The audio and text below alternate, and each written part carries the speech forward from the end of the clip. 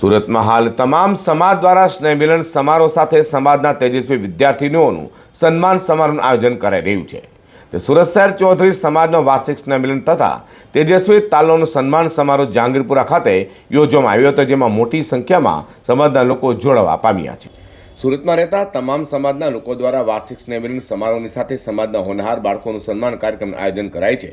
સુરતના જહાંગીરપુરા ખાતેના મનપાના કોમ્યુનિટી હોલમાં શનિવાર તારીખ 13મી ડિસેમ્બરના રોજ ચૌધરી સમાજના વાર્ષિક સ્નેહમિલન સમારોહ તથા તેજસ્વી તાલોનું સન્માન સમારોહ યોજ્યો હતો, જેમાં સુરત શહેરમાં વસતા આદિવાસી ચૌધરી સમાજના સભ્યો મોટી સંખ્યામાં હાજર રહેવા પામ્યા હતા।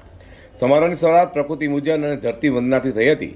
આ પ્રસંગે દક્ષિણ ગુજરાતના સમસ્ત ચૌધરી સમાજ ફેડરેશનના ફાઉન્ડર પ્રમુખ કેટી ચૌધરી, પ્રમુખ વસંતભાઈ ચૌધરી, મહામંત્રી પ્રભુદાસભાઈ ચૌધરી ખાસ હાજર રહી પોતાના કિંમતી વિચારો દ્વારા સમાજના ઉત્કર્ષ માટે પ્રેરણાદાયી માર્ગદર્શન આપ્યું હતું। ચૌધરી સમાજ ચેરિટેબલ ટ્રસ્ટ સુરતના પ્રમુખ રોહિતભાઈ તથા અન્ય આગેવાનો, જેમાં જીએસટીના ડેપ્યુટી કમિશનર ગુલાબભાઈ ચૌધરી, સુરતના મદદનીશ પોલીસ કમિશનર બકુલભાઈ ચૌધરી તથા સીએસટીના નિવૃત્ત ડેપ્યુટી કમિશનર સીએસ પટેલે પ્રાસંગિક ઉદ્બોધન કર્યું હતું।